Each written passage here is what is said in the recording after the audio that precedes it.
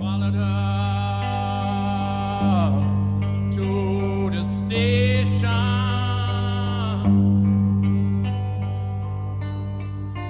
with a suitcase in my hand. O cinema directo, captar a realidade tal como se presenta, estar cando hai que estar, testemuños en intervención, con honestidade, con verdade, a meta dun dos movementos máis lonxevos do documental moderno.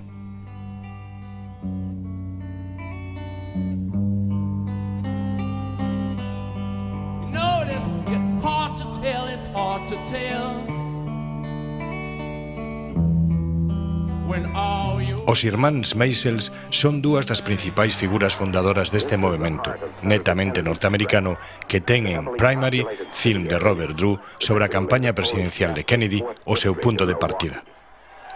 Albert Maysles, camarógrafo en todos os films da parella e tamén en Primary, seguiu nesta película os pasos de JFK cunha proximidade hoxe inconcebible nun personaxe público desta magnitude.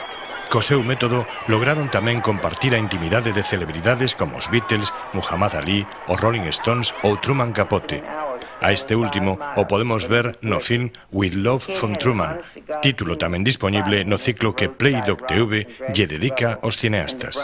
He was just about to publish his book In Cold Blood, and that it was the first non-fiction novel. Longametraxe de non ficción foi o termo que precisamente moitos acuñaron para definir a obra dos irmáns. Mais foi con completos descoñecidos como os Maysles se fixeron un nome imborrable na historia do cinema. Salesman, que segue a varios vendedores de Biblias na súa rutina laboral, recibiu eloxios como a do escritor Norman Mailer, que a considerou, non sen razón, o filme que probablemente mellor define América. A súa visión do capitalismo segue hoxe vixente. People think that I couldn't have made the film today,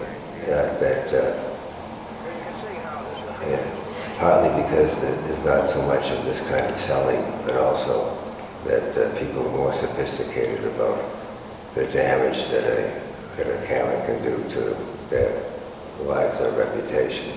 Something in our eyes that they feel some kind of sympathy and respect, which of course is part of the way we film. So they're correct in allowing us into their lives.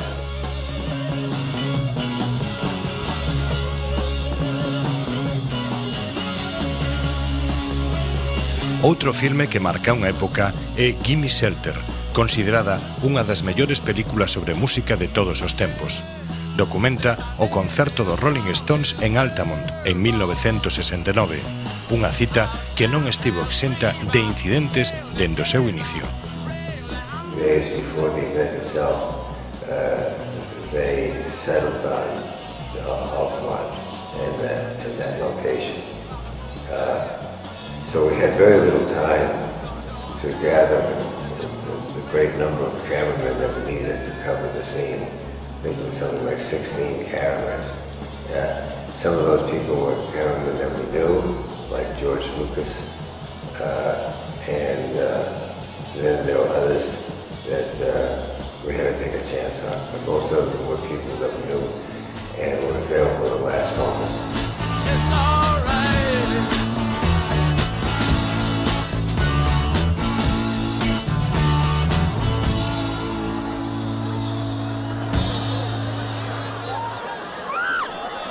A festa rematou en desgracia, con varios feridos e un home acoitelado.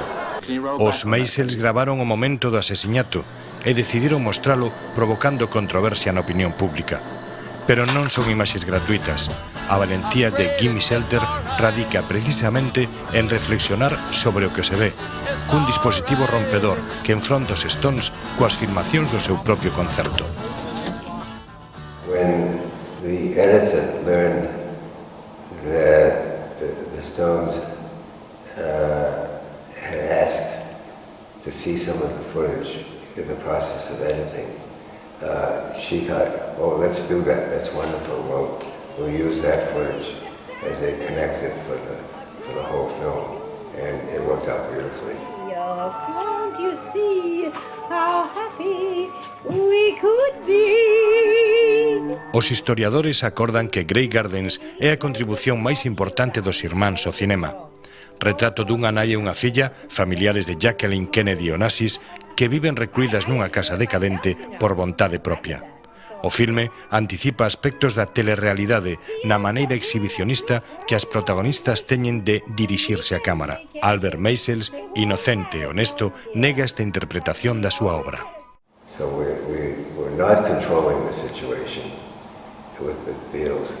We never asked them to talk or not to talk to the camera. This is something of their own choice. And fortunately, we gave that kind of control to them so that they could continue to be themselves. And we ended up with a film that was quite honest.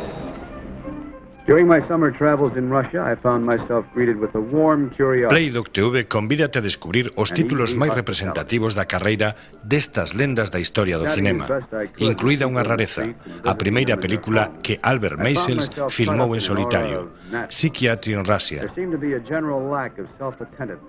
Un ciclo que xa podes ver no servizo de vídeo baixo demanda de R.